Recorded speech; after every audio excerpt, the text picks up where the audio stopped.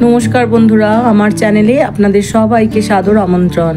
এই গরমের সময় কাঁচা আমের কিছু না কিছু রেসিপি আমরা শেষ পাতে খাওয়ার জন্য রাখছি, যেমন চাটনি, টক। আজ আমি আপনাদের সঙ্গে শেয়ার করব সেরকমই একটি রেসিপি, কাঁচা আম দিয়ে মাছের ডিমের বড়ার টক। চলুন তাহলে শুরু করি।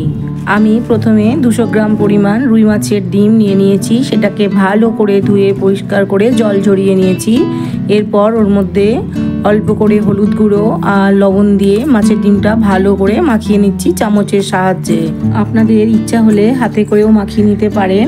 আমি তো বেশি চটকাবো না, এই লবণ আর হলুদ গুঁড়ো দিয়ে খালি ওপরটা ভালো করে লবণ আর হলুদ মাখিয়ে নেব।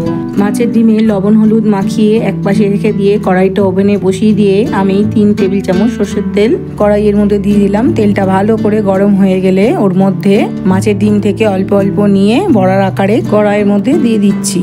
কড়াইয়ের মধ্যে বড়াগুলো আমি হাত দিয়ে দিচ্ছি, আপনারা চামচ দিয়েও দিতে পারেন।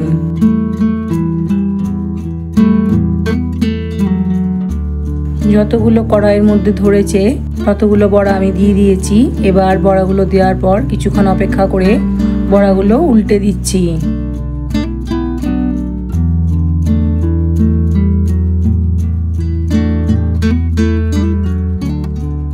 মিডিয়াম টু হাই ফ্লেমে রেখে বড়াগুলো উল্টে পাল্টে লাল লাল করে ভেজে নিচ্ছি।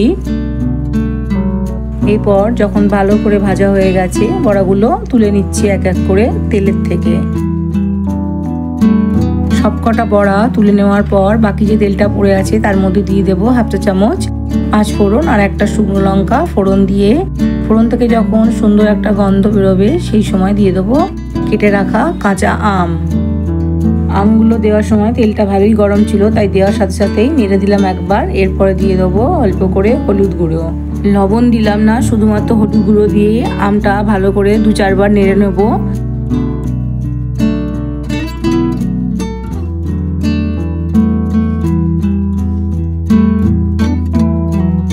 আমগুলো 2-4 বার নেড়ে নিয়েছি, একটা হালকা ভাজা ভাব এসেছে।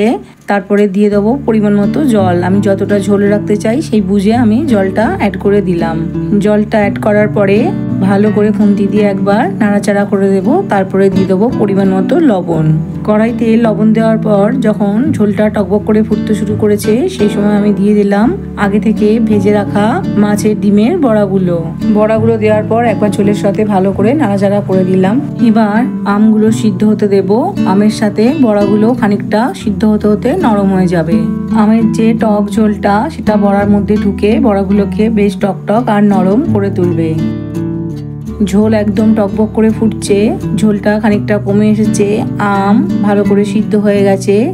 এই সময় দিয়ে দেবো আগে থেকে বেটে রাখা 1 চামচের মতো কালো সর্ষে বাটাটা দেওয়ার পরেই তাপটা কমিয়ে দেব।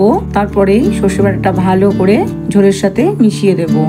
এই সর্ষে বাটা কাঁচা আমের টককে স্বাদে আরো বাড়িয়ে তোলে। এই কাঁচা আমের টকের মধ্যে যখন সর্ষে বাটা অ্যাড করা হয় তখন টকটা একটু বেশি হলেই ভালো লাগে, সেই জন্যই আমি 2-4টে আম গেলে দিচ্ছি। এতে টকটা অনেক বেশি বেড়ে যাবে, খেতে দারুণ লাগবে। এই সময় টকটা একটু অল্প করে ফুটিয়ে নেব, নিয়ে গ্যাসের ফ্লেমটা অফ করে দেব।